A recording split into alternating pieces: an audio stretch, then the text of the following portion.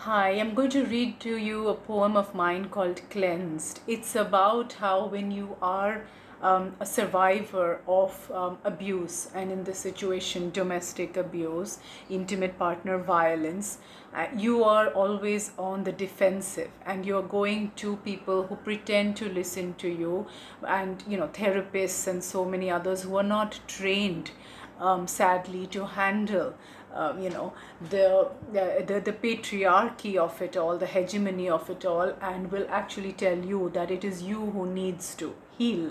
And that's the last thing the survivor of abuse needs to hear.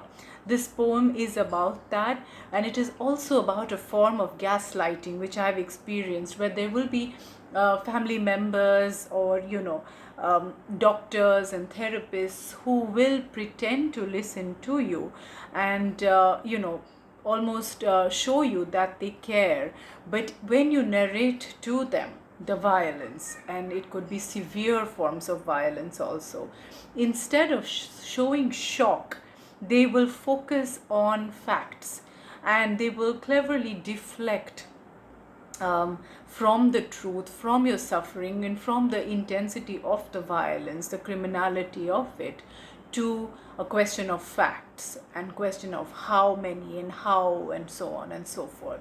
This is a form of gaslighting that is not often talked about in our society.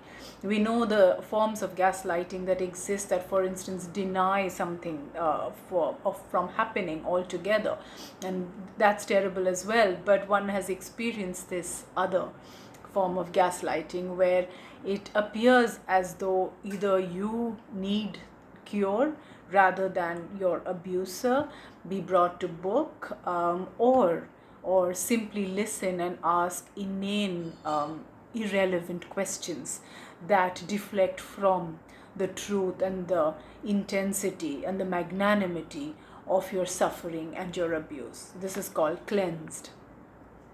If I sink my soul in hot water long enough, the sticky labels will wear off, and the apothecary won't know which jar to dip into to find some stifling cure. Which pill would she use to scrub me pure so I am left with none of my stunning allure? Your labels slide down my veins. I weep through the night and find them floating the very next morning next to your river of empty bottles. And the apothecary asks when she hears about it, "But tell me, how many were they?